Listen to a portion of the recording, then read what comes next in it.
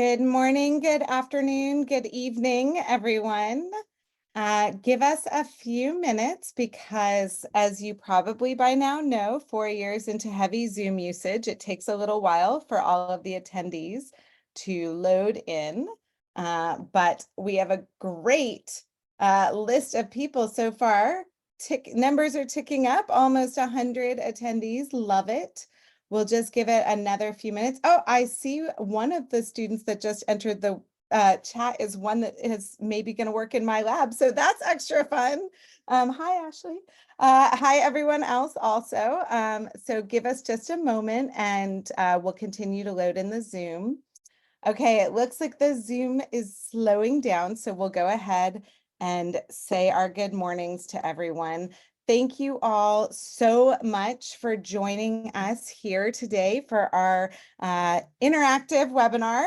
I'm so thrilled to have you here. I'm Jillian Hayes. I'm the Vice Provost for Graduate Education and Dean of the Graduate Division at UCI.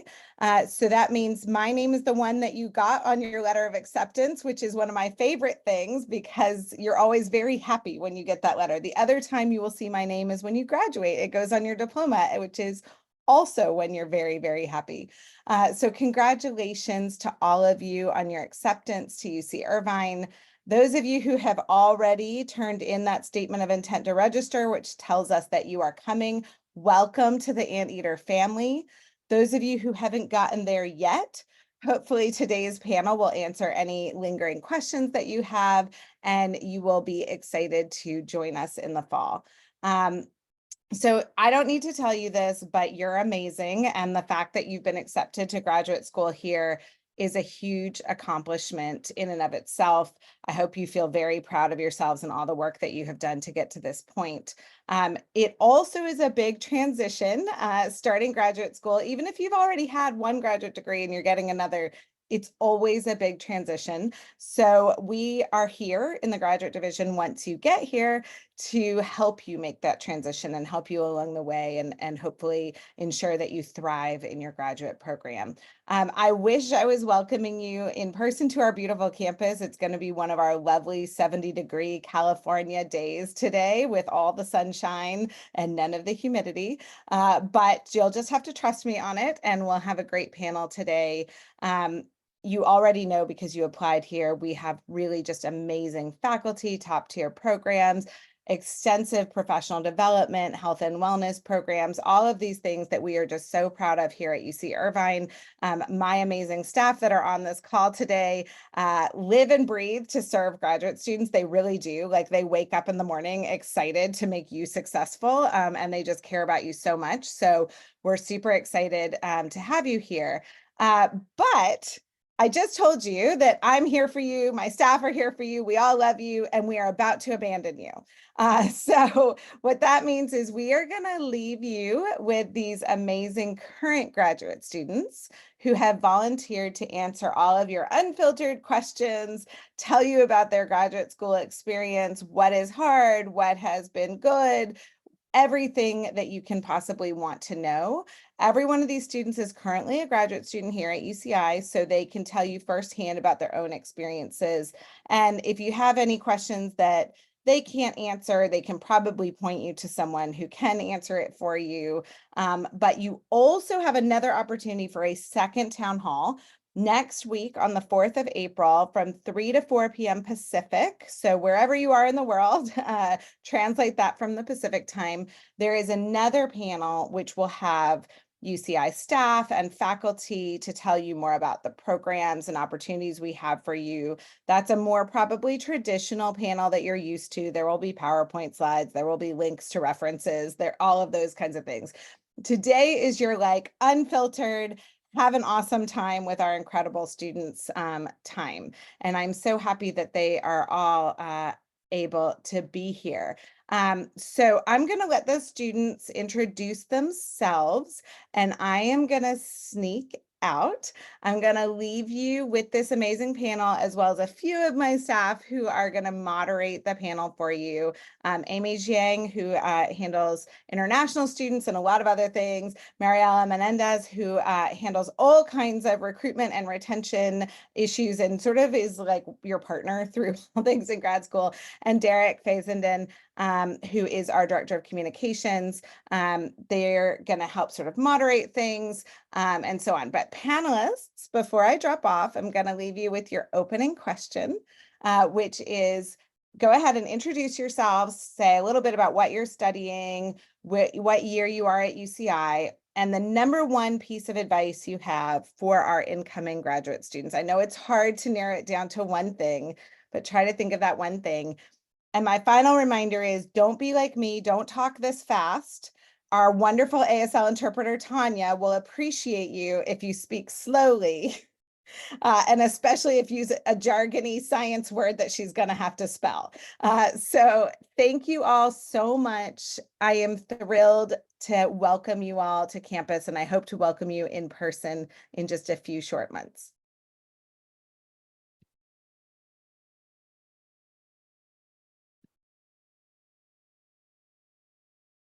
I am going to introduce myself first, and then the panelists, I'll have you go. My name is Amy Jiang.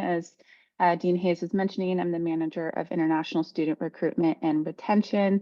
And I'm going to ask our panelists to go in alphabetical order. That way you don't have to awkwardly wait to decide who goes first.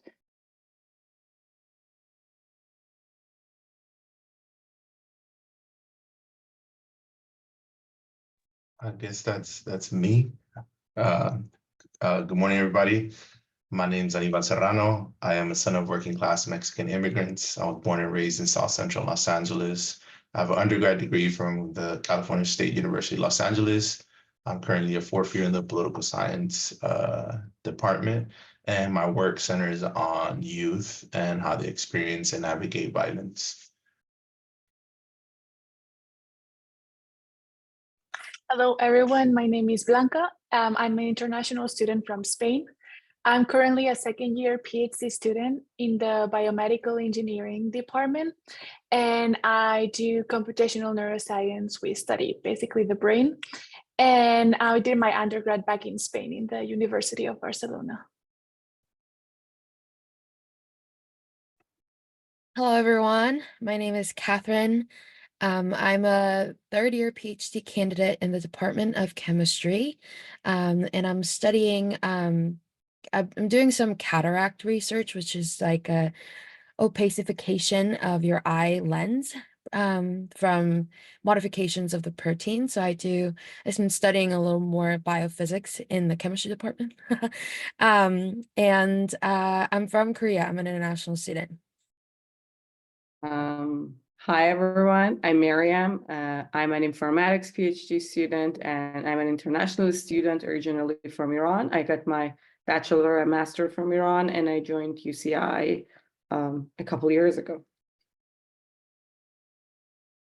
Perfect. And I do just want to say our panelists are joining us during their spring break. So an extra appreciation for you all being here, not only super early in the morning, but also during your vacation time. For those of you, I know some of you have already started asking questions in the Q&A. If you do have questions along the way, please do feel free to ask them in there. We also have a list of questions that came in from those of you as you registered earlier, and some questions that we thought we would generally just ask. I know some of the questions are maybe more relevant to our admissions team, so they're going to be answering some of those questions through the Q&A as well, but we'll keep an eye on what else is coming in there. So the first question that we're going to jump into is an important one. Why did you choose UCI? What brought you to our campus?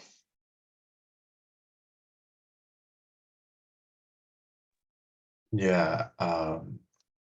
So for me, the reality was the location. As I said, I'm from South Central Los Angeles, so it's about a 55-minute drive from here. So when it came down to choosing a school, that was a big motivator for me. Also, I had previous experience at UCI. With Mariela, I was part of a summer program. So that kind of helped me get familiar with the location. And as well, you know, I have to underline that I started during the pandemic. So a lot of things were very different. And at that time, UCI felt the most comfortable for me because of my familiarity with people here and the campus. My answer is really easy. This was my only option at the time when I applied. But I think I remember getting a lot of emails from my own, faculty in the department. And they really sent me all these beautiful pictures of the beach, and how warm it is. And it was, I just could not resist because I went to the University of Rochester, in upstate New York, which is kind of where I am right now for spring break. And the cold and the snow, I was just so tired of it. Um,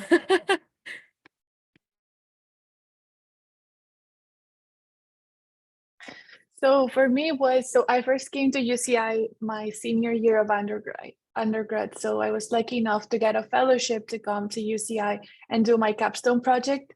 And so I didn't know I wanted to do a PhD, but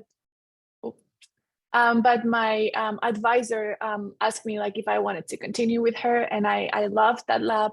I loved South California, and I was like, well, why not? So that's why I'm here at UCI now. And for me, I think I resonate with Catherine. I'm from a cold city and I did not like cold. I've never liked cold. So for me, weather was a really top priority. And this is the best weather I can wish. Yes, we do have great weather here. I will say, if we have people out of the area joining us, sometimes you are informed that it doesn't rain here, but it does. I have been told by a lot of people they don't expect it to ever rain, but we do have some rainy days, especially this time of year. So one of the questions that came in the chat is kind of relevant to this question as well, and it is, what are some things you wish you knew and considered before you decided to commit to coming to UCI? And if you don't have an answer to it, feel free to just let those that might have a response respond to it. I can start with a little bit that it's my challenge, but although we get an offer letter stating that this is our financial package for the 9 months, and there might be potentials for payments throughout the summer through different platforms, I would never think it is that challenging. Although I have never left on my own for summer, and I've got some payments through either TAing or GSR, but I think if I knew it early, if I knew that this is really a challenge, it's going to turn into a challenge, I'm not going to say I would have reconsidered, but I would have been more cautious. So that's for me.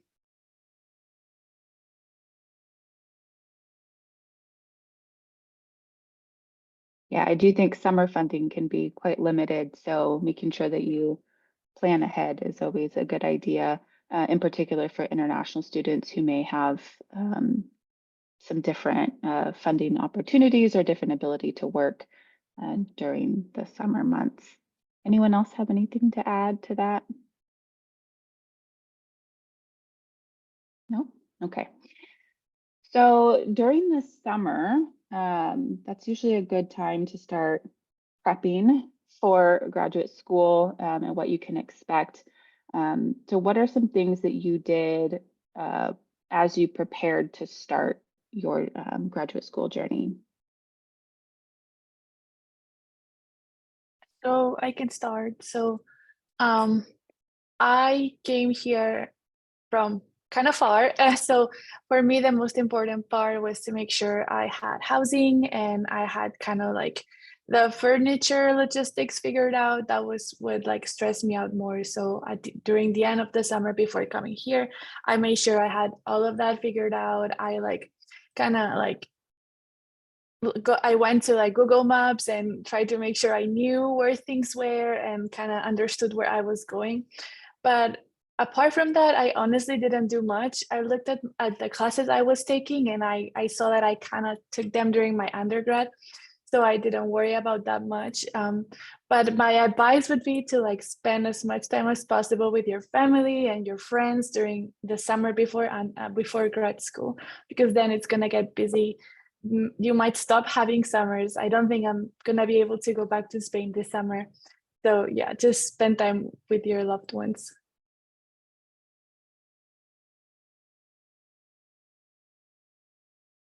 Yeah, I'd like to add on that. I think, my summer, I tried spending it getting set up here on campus. I moved here with my partner to an apartment on campus and just trying to get everything situated.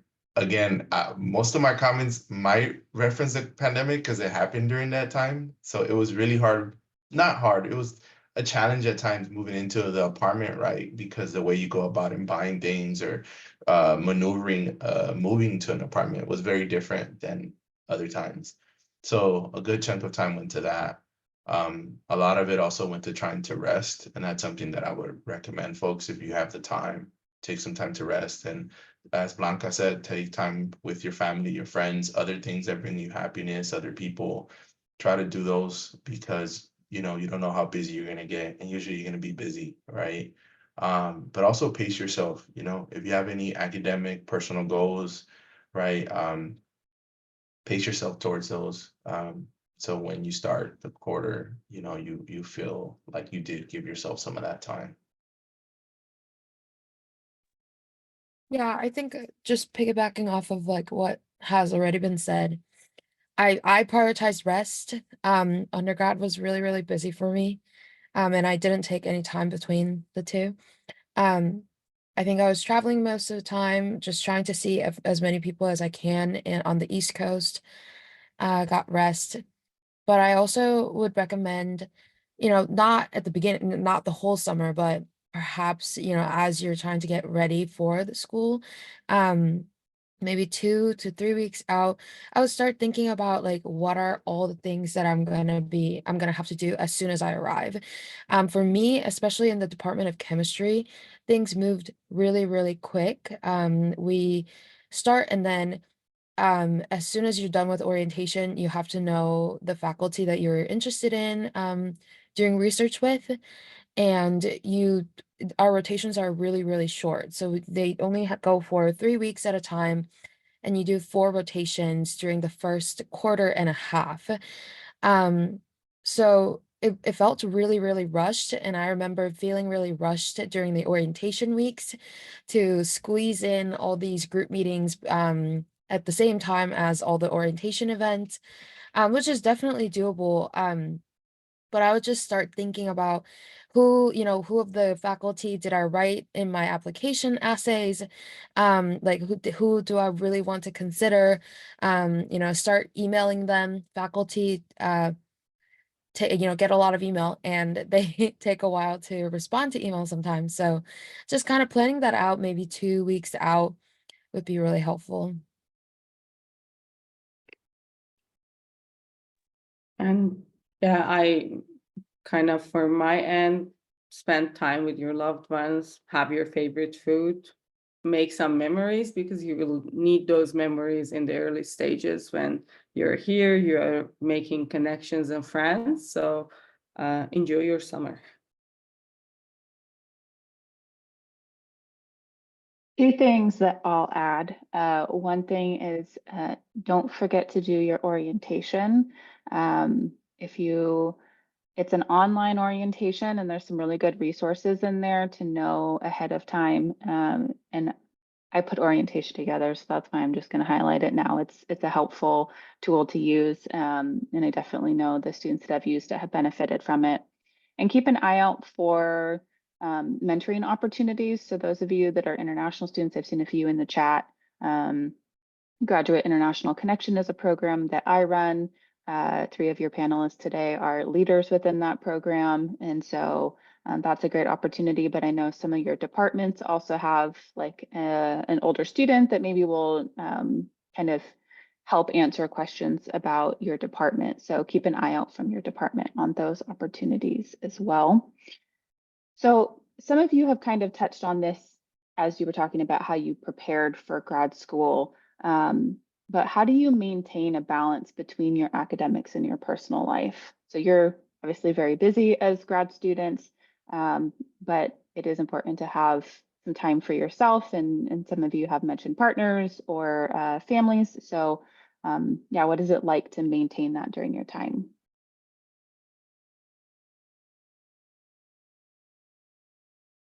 I think it definitely depends on the program, as well as even within the program, it depends on the PI if you are doing research. You know, and the lab culture. There are a lot of things that go into it, and I think what's most important is that you find the right match for the kind of work-life balance that you're looking for. And I've seen people who are really, really happy working, you know, dedicating most of their, you know, waking hours in the lab and doing the research. But I've also seen people who you know, take kind of their PhD program, and you know, the environment allows them to take it as 40 hours strictly or less, and with like great work-life balance. Um, so I think it all kind of depends on like what you are looking for, and you make sure to ask those questions while you're rotating and talking to the students in the program. I definitely would recommend trying to get connected with the students in the program. If you did, you know, visit weekends or like recruitment weekends, hopefully you have some contacts that you can reach out to. But for myself, I am I'm doing like a bunch of other things. Amy knows that I have a lot on my plate outside of just doing research. I'm a part of GIC, which is the International Student Mentor Program, as well as I'm leading a peer mentorship program through my department. I'm also in an a cappella group on campus with a bunch of undergrads. So I do a lot of things outside of lab because that's just how I like to keep myself busy. But I think it kind of all depends on everyone's, you know, situation and their culture that they're in. Yeah, I agree. And I also want to add that it depends on the program, but also it depends on the point of the program you're at. Like right now, like my first year, I'm from the biomedical engineering department. So the first 3 quarters are very, very busy with classes. So we have like 3 to 4 classes each quarter. So plus research. So that's a lot. So I would say that I did not have a good balance. But now that I have less classes, I've been able to have like a better like life work balance. I try to like stop working at like 6 p.m. every day. I kind of do it, but I also like I'm part of GIC. I'm part of like the BME like mentoring program. I'm part of like a lot of different things. But something that helps me is to have like planned events with my friends throughout the week. So in my like group of friends, we all know that every Monday at 7 p.m. we are going to trivia night. Like there's no excuse, we all go. So things like this are like it makes us like stop working and like go and have fun. I resonate with Blanca. That's what helps me as well. So I'm part of a lot of things, and ICS has 2 years of classwork while you are doing research, so it's going to be busy. But what helps me is having scheduled routine throughout the basically quarter or throughout the year. Like Tuesday nights are dedicated to movie nights, or Friday nights is a hangout with friends. So just keeping that routine helps me stop myself from getting into research and not kind of finding time for myself. So that might be something others might be interested in as well. Yeah, I have something to add. So I think this is a very interesting question, a question that I'm thinking about constantly, because my work is very personal as I'm talking about the community that I come from. So sometimes I'm not working on my computer, I'm not writing something down, but my mind is just going, right? So I think for me, it's pushed me to rethink, what does it mean to work? What does it mean to write? I will say that we are more than just academics, and that sitting with that also has helped me think of ways for me to tap into other things that bring me joy, but also make me think, that push me right. So for me is visiting friends, family, going on walks. Like I try to do those things, but even then, sometimes the work will interject into my mind. And sometimes I let it be there because that's sometimes when I do really good thinking. And sometimes I'm like, all right, like let me just enjoy this walk, this air, right?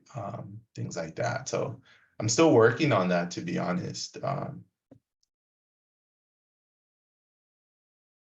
think that's a hard one for a lot of us. You know, you can step away from the computer, but can you actually turn your brain off of the work, especially for that work that's a little more personal? So thank you all for sharing. I think our graduate postdoctoral resource center, GPSRC, we have a lot of certificate programs and workshops that are focused around academics, professional development. I know some of you have mentioned being nervous about the kind of work prospects, depending on what kind of program you're in, how quick you'd be looking at moving into the kind of your field after you graduate.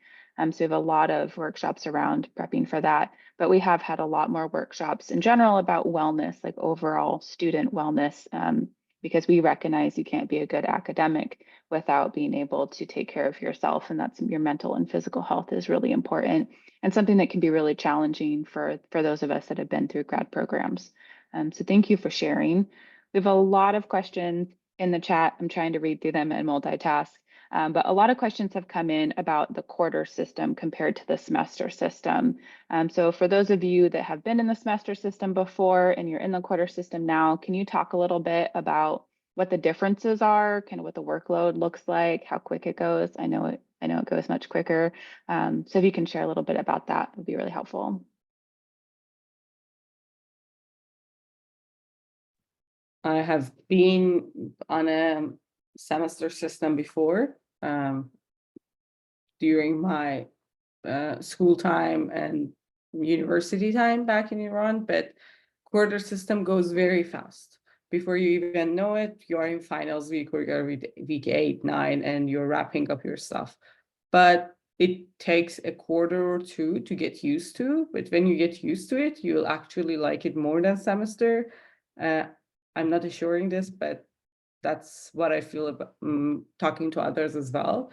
And when you join a program that's on a semester system, that's happening to me right now. I'm part of a program that's on a semester system. You're like, oh, when is it going to get over? It's like a 16-week. It seems like it's prolonging, but quarter system is like after 10 week, 11 week, you have some time to take a break and then start again. So it takes a quarter or two to get used to.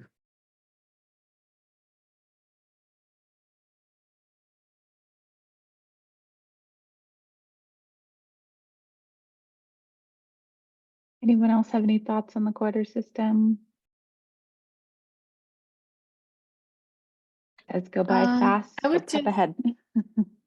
exactly. I would just say like from week, maybe not week 1, but week 2, try to be on top of it, because like if you fall behind week 2, then it's kind of hard to like get back to it. At least like in my program, we had a lot of homework, which I'm not used to. Like in Spain, you stop doing homework like in high school. Like you don't do homework, you're undergrad. So I got here and it was like homework every week, and it was like really long homework. So yeah, just make sure you just are on top of it from week 2.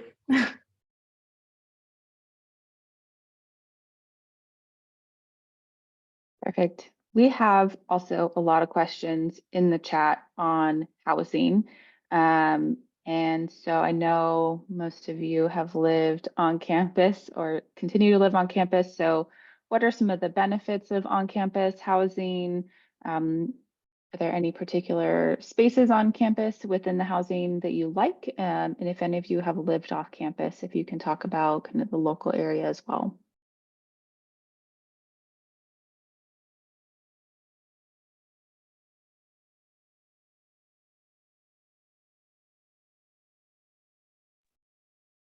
So I've been living on campus for the past 4.5 years. I've lived in Palo Verde. You might know the name because I think by now you have already completed your interest forms. I love living on campus. It's good for a walk. It takes 10-15 minutes for me to get to my department. And there are a lot of good resources on campus on grad housing. Specifically, for example, the recent initiative is called Zot Exchange. So you can basically go and swap your stuff. People donate and you can just go pick them up, no question asked. It's not for big items, but it's for smaller items like kitchen item, for children's toys, clothing, for adults clothing, if that's something, if you're coming with a family. So that's a great resource to use. Resident councils host a lot of events. GFH, or Graduate Family Housing, hosts a lot of events tailored to different needs. So always keep an eye on the emails. They will come on Friday evenings. So those are the things that you can utilize when you're living on campus housing.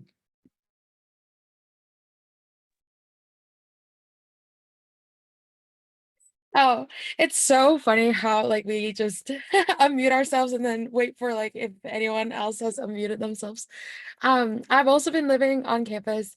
I live in the Palo Verde housing community, and I really like it. And Irvine is compared to a lot of other cities around, like in SoCal, Irvine is a very, very safe city. And I think I feel very safe, especially on campus, even at night. And there are a lot of family units in like Palo Verde as well. You would see, kids kind of walking around. And I think that kind of makes me feel like if the kids are here, they're safe to just walk around and, do things. I also feel safe, kind of a deal. And I think Amy, you mentioned kind of the local things to do as well. Is that what? Okay. I think even if you don't have a car on campus, I think there's still a few things that you can walk to, like the farmers market, at the Mariners Church, which is my favorite thing to do in walking distance. There are also a lot of hiking trails in the area. But ones with really nice views if you go further down the beach. But we're only like 10 to 15 minutes away from the campus by car, from beach by car. And there are also hiking trails that are accessible like just by walk if you just want to start walking from campus and do a little hike. Those are some of the things that I like to do.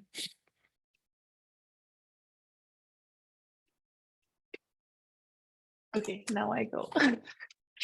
So yeah, I also live on campus. I live in Verano in the new towers. I would say if like you're thinking about applying for those, I do like them. They're very new. I like that I was the first like year like of people that like went and lived in those. So no one had lived in my apartment before, so which is nice. I'm gonna say when I wrote my list, the towers was not in my list, basically for one reason. It's because they're expensive. I think it's like one of the most expensive housing options. Is it worth it? Yeah, maybe if you can afford it. Yes, they're beautiful, they're new, and yeah, that's all I can say. Something I really like is the new community center at Verano. I really like that place. I go there a lot. You can play pool or you can study. And they also have like a little room where they do yoga. And I think I go to yoga like twice a week there, but they also do some dancing classes or things like that. And as Maryam said, they also do a lot of like events where you can go and get food and meet people. So yeah, I do like the community.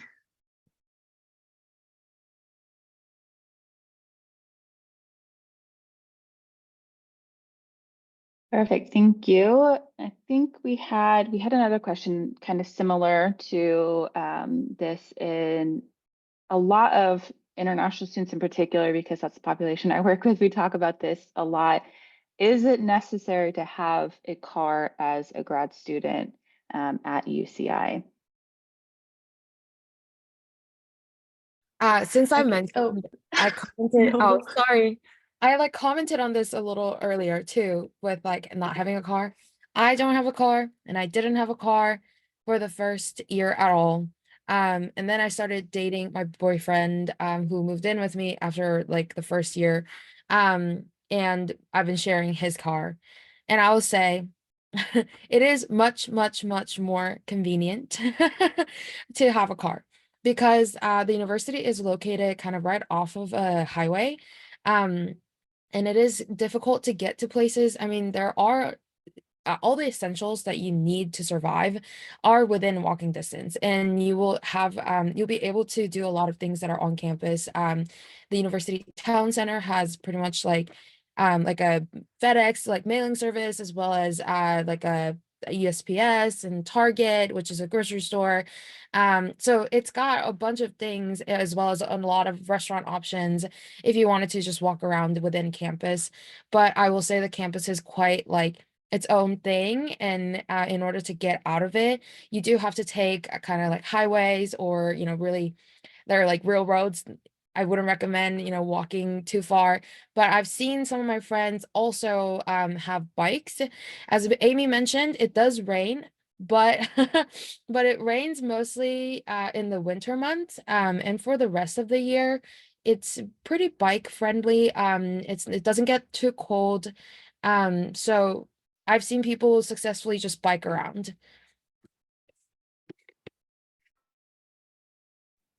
Yeah, Yeah, I would. Oh yeah, sorry. I Go was ahead. just Go going to ahead. mention really quick that Derek put the sustainable transportation options in the chat. So you can check the chat for a link out. Yeah, I just wanted to add that I don't have a car. So I would say it's not like necessary to have a car, but it's really, really nice to have friends with cars. That change, because then when you need a car, you have it. Yes, you can go around just asking people if they have a car and start making friends that way. We've got lots of questions in the chat, so if I don't get to all of them, I apologize. We will have a lot of campus resources like housing. I know there are a couple of questions about roommates or what to do if there's challenges. Housing, I believe, is joining us on April 4th. So if you can't join that one live, you can watch the recording too. So they'll definitely talk about a lot of those questions.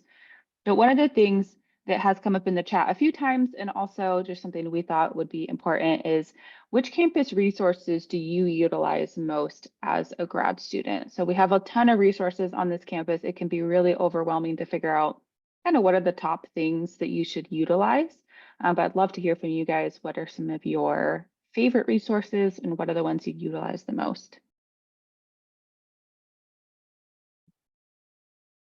I love massage chairs in the wellness center, especially during my first 2 years when I had classes. I mean, I still have classes, but I used to always walk there and use the massage chairs. That was my favorite activity.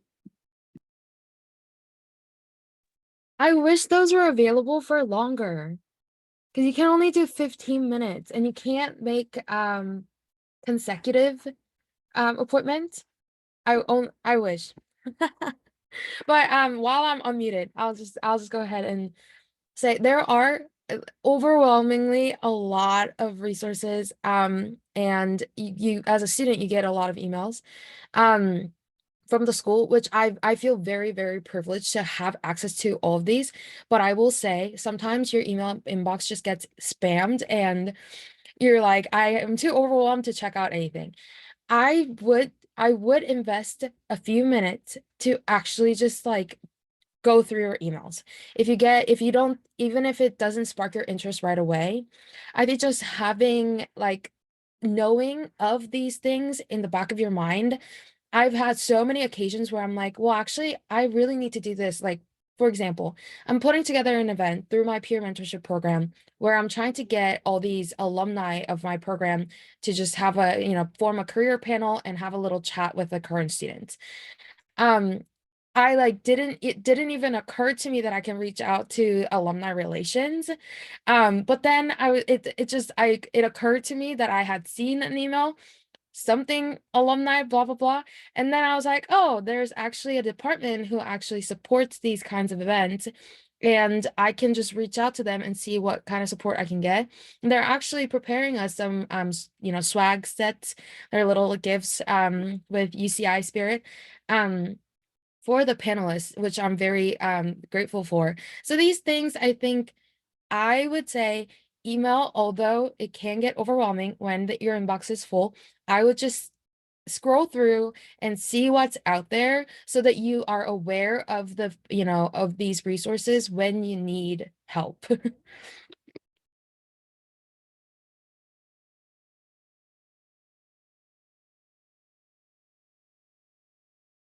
Yeah, I think for me, the campus resource that I've used the most has been, I think be the Student Health Center, and in regards to specifically, well, I don't know if it's on the Student Health Center, I think it's on campus. I can't remember the place, but therapy, I have therapy. My therapist has been really helpful through the time of me starting grad school.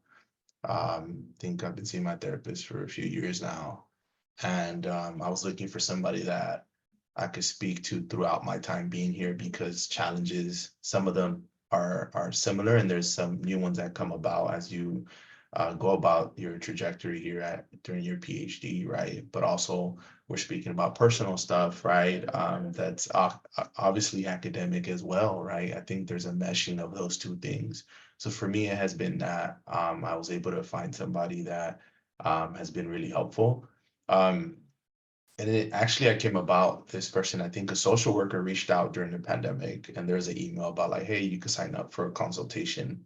And I responded, and from then I got linked up with a few therapists, right, that I could choose from. And it went on from there. So I think that has been really helpful for me. I use like most of the ones you've all mentioned, but I want to add two of them. I want to add the Fresh Pantry from UCI Basic Needs. So this is a place where you can go once a week and get fresh food, which is very helpful. I don't always have time to go, but I like to go and see what they have, and it's a good resource for like good food. I don't think this is like a campus resource, but it's something you have access to, and it's like a chiropractor if you have the UCI health insurance. So you can go to the Student Health Center and just have like weekly chiropractor sessions. They are $10. So I think that's a really good price. And for me, I'm like in front of the computer all day, and my back was just hurting so much that my head was hurting. And a friend was like, just use this service, and yeah, I go to the chiropractor weekly, and it's very nice. So it's good to know these resources exist. Awesome. Thank you all so much. I know one resource I hear from students that have the on-campus insurance is that they have 2 dental cleanings a year that they didn't know about. So make sure you read all the things that you get in terms of like your student health insurance if you're using that, because there might be some hidden benefits like the chiropractor that you're not aware of. A lot of resources, the Graduate International Connection has a podcast. If you're an international student or not, there are some really good ones on like our writing center that can be really helpful. Our Division of Career Pathways has joined us. The Counseling Center is going to join us soon. So you're always welcome, even if you're not an international student, to check out those podcasts. It could be a helpful way to kind of hear from the resource and learn about some of the resources on our campus. We're getting low on time and there's still a lot of questions. A couple of questions that I think are important. We talked about the work-life balance, right? So what are some of the things that you do? A few of you have mentioned hiking, kind of going around the local area, going to movies. Is one of the questions that came in is Irvine an interesting place to live? And do you spend time visiting like LA or San Diego? I know for a lot of our students, the national parks, California's national and state park system are huge, and we have some really interesting places that you can go visit. So what are some of the things that you like to do maybe on a long weekend that makes your time here enjoyable?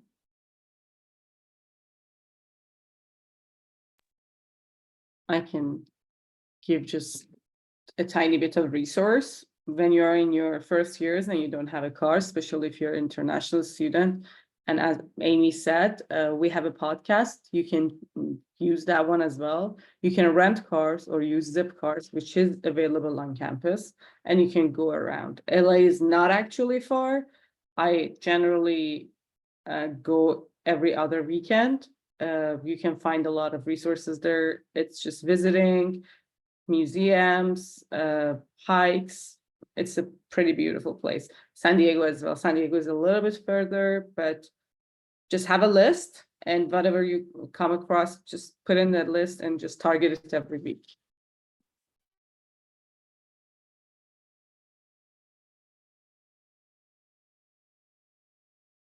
I also like that there's a lot of beach towns very close by Irvine. So I like to go to like Laguna Beach or like Newport, Huntington, and just like walk around the beach. And those are very nice places to just go and walk around.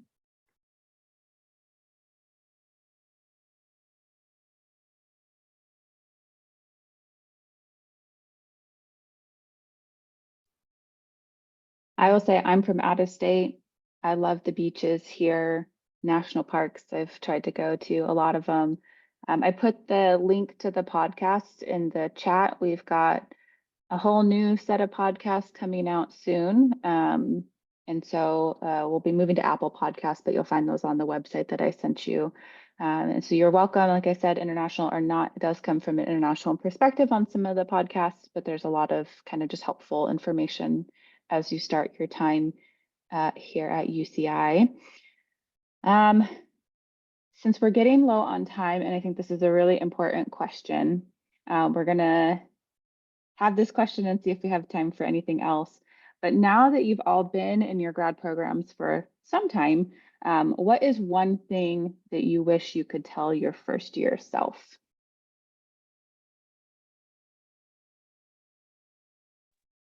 Something that I like to tell, I'm very involved with like incoming cohorts and getting them set up, because that's what my like peer mentorship program aims to do, just making sure that the transition to grad student school and the first year process goes smoothly. Something that comes up consistently is that I like to tell people is that grades don't matter. Grades don't matter in grad school as much. You'll rarely see that people, list their GPA by the time they apply for jobs. And that it is especially more of a case if you are in a PhD program. So once you are done with all of your courses, you still have to be enrolled as a full-time student. So the university offers courses that are related to, so you as a graduate student researcher, the 20 hours of work that you do is like just paid for, but then it's considered employment that you get paid for on your W-2.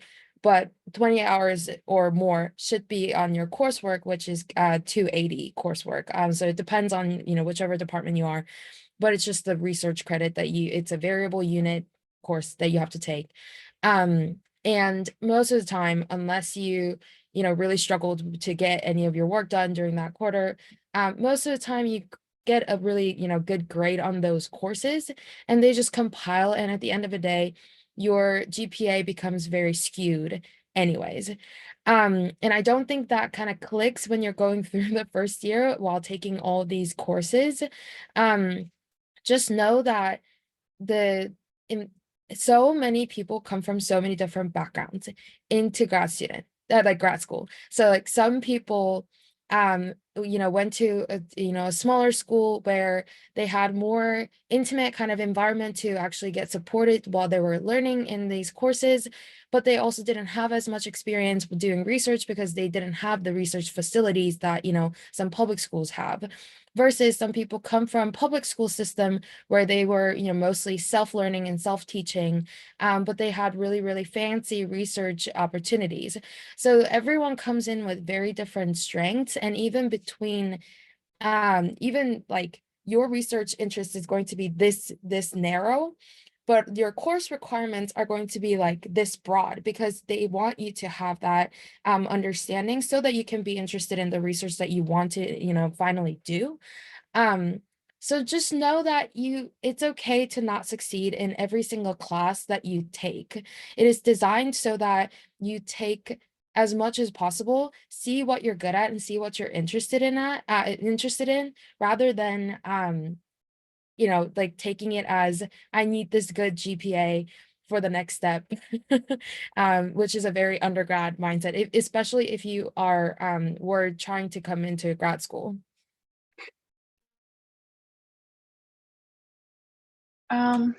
I wanted to add something a little bit more like philosophical. Your advice was very practical and very, very good.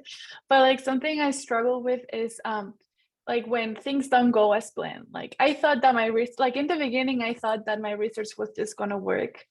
And that was not what's happening. So sometimes I just look at myself and I'm doing something. I've been doing it for 2 months and it just doesn't work. So I just feel like why am I here if I don't know how to make things work? So it's something I like to tell myself now, I've learned 2 years later, is that we are all good enough. Like we all got here, which I think is the hardest thing. So we're good. We just like, it's just hard, what we're doing is just hard, but we are worth it. And I like to remind myself this because I'm just like, we're worth doing this and we're good. It's just not gonna work all the time. So yeah.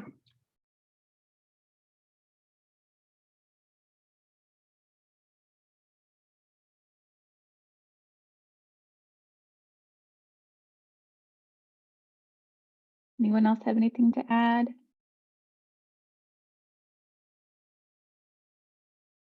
Okay, the next question is similar. You've all mentioned that grad school can be difficult, balancing schedules and just the difficulty of maybe the work that you're doing is difficult. How do you remember your why behind why you joined grad school? So I know in some of the programs that I run, we talk about like, why are we here? Why did we do this? Why did we join? So when things get tough in grad school for you, what are some ways that you remember why you joined grad school and why you're doing the work that you're doing? This is the question that you'll probably ask yourself throughout the way, that why did I do this? That's a common question I think everyone asks themselves once in a while. But for me personally, I really wanted to expand my skills and into a more applied field. So for me, that was the reason, and I'm really happy I did. But I generally tell this to others, and I would advise you to do so as well. Write it somewhere, because you will ask yourself later, and then you can go back and see why you did it.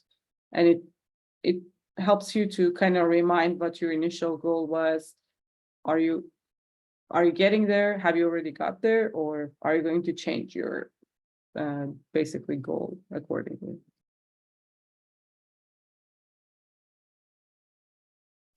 Yeah, I think for me, what helps me remember that why is just remembering that the reason that I applied for a PhD was because I wanted to teach, right? I was a teacher before for about a year or so, and I wanted to, that's like being an educator is really important to me, learning the skills, right? Enhancing my pedagogical skills for me were very important. And then on top of that, the research component, right? What I'm working on and the work that I touch on is very much like part of me. So for me, tapping into the joy it could bring, but also some of the pain it could bring because of the topics and the things that I looked into, right? Or people that I speak with. So I think for me is always reminding myself of those things. And it could be a simple reading up something that's on that topic or the community that I speak with, right? Sometimes they could be visiting, right? I'm privileged that I could drive 50 minutes and I'm there. But for me, it is getting out of Irvine at times to visit those spaces. To me, like it feels very different for me, and that always makes me feel like I have more fuel, right? For the next week. So that's how I've been able to remind myself of that why.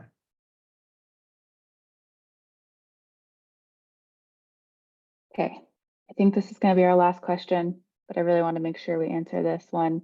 How would you describe the diversity on campus? We had a question come in that was in regards to what does the diversity look like within, student population, but also are there diverse faculty and staff members to connect with? I can speak a little bit on this. As someone who has been involved in the international student mentoring program, I come across students from all over the world, which is really cool. And because it is a very sizable university, I think there's a community for a lot of people who are, a lot of different cultures and a lot of different people from around the world. That being said, some are definitely more represented than others. And that's going to be the case wherever you go in the United States. I don't think it is, and the people who are more represented in kind of the Orange County area tend to be, I think we have a big like Viet, also Persian and Korean populations, as well as just SoCal. There's a lot of Mexican immigrants and that population in that area as well. So those things, it's really great because for those cultures and cuisines, you can find really, really great restaurants. Something that I'm sad about, I'm from Korea, so I'm really happy that there's a lot of Korean food around, but there's not as much good like Cantonese or like Chinese food around where we are. But aside from food, I would say how the diversity within staff and faculty, from my department, the trend that I see is that the younger generation tends to be definitely more diverse and well represented of different identity groups. The older generation, I think, you would expect, as you would expect, they tend to be more white. They tend to be, male heavy. And I think that is the case for a lot of other departments too, from what I've observed.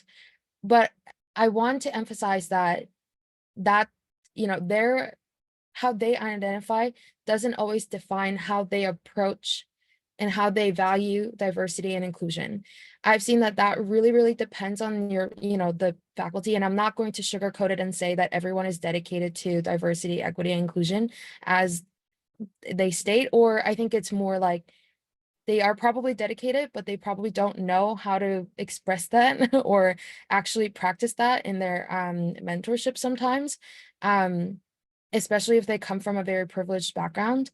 But I can say that, like, from my experience, my department has a lot of awareness and support to kind of different identity groups.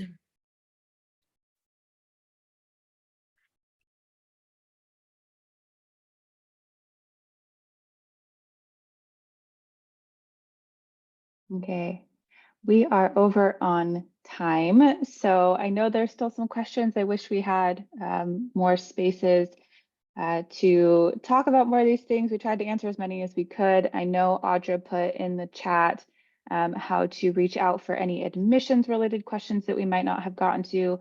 I put some information in the chat. If you're an international student, you're welcome to reach out to me or to the GIC program. I know there were some students asking about, are there like Discord channels or WhatsApp groups for incoming students? A lot of students kind of just find those or create those on their own. The GIC program will have one. If you're international or domestic, you're welcome to join that. Just email me for information on it. If you're looking for someone in your particular department to connect with, I'd recommend asking your department. That's generally they might have some program that they could tell you about or a way that they have students connecting. But thank you so much for joining us today. Thank you again, panel, for joining us on your spring break. I really appreciate that. But we're very thankful for everyone being here, and we hope to see you all at UCI in the fall.